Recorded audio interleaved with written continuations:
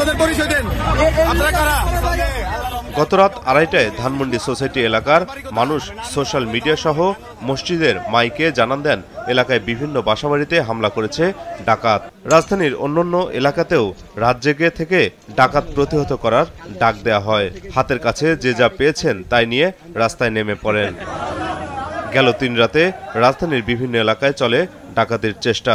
20 নম্বর রোডে 12 নম্বর রোডে যে কোনাটা ওই দিক দিয়ে ডাকাত কিছু আপনার অস্ত্রপাতি নিয়ে ঢুকছিল।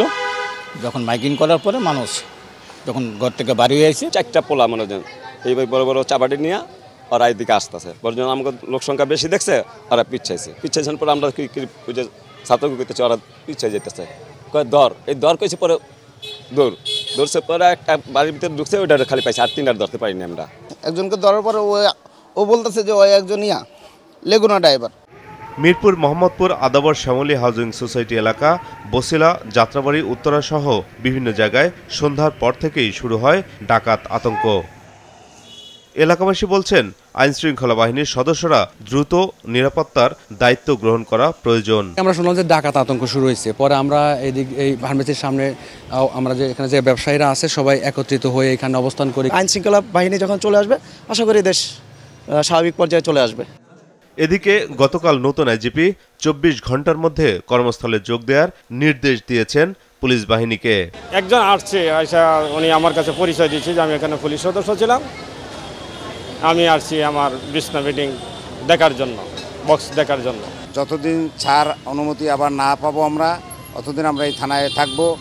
তবে পুড়ে যাওয়া থানাগুলো পরিচ্ছন্নতা কর্মীদের সাথে পরিষ্কার করতে দেখা গেছে শিক্ষার্থীদের। থানা থেকে পুলিশের ব্যবহৃত নানা বস্তু উদ্ধার করে আনসার সদস্যদের বুঝিয়ে দিচ্ছেন তারা। থানাটা আমরা পরিষ্কার করেছি, কালকেও করেছি, আজকেও করেছি, এবং ভিতরে যা ছিল সবকিছু আমরা সেনাবাহিনীর কাছে তুলে দিয়েছি, হস্তান্তর করেছি। লাস্ট কার্যক্রমগুলো ছিল নিচতলায় অনেকগুলো রুমের ধ্বংসস্তূপ আমরা ক্লিন করে আমরা আমাদের কার্যক্রম শেষ করেছি। তরুণ সমাজদের কাছে আমাদের আহ্বান থাকবে যাতে করে সবাই আমরা নিজ স্থান থেকে এগিয়ে আসি এবং আমাদের স্বাধীনতা যেটা অর্জন হয়েছে এই স্বাধীনতাকে যেন আমরা ধরে রাখতে পারি।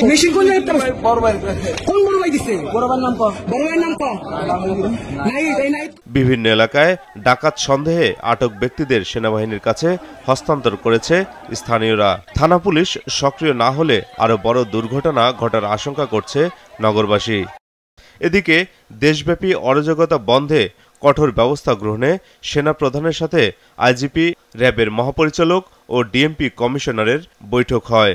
সেখানে উপস্থিত ছিলেন নৌ ও বিমান বাহিনীর প্রধানরাও। মাহমুদুল হাসান, মাছরাঙা সংবাদ, ঢাকা।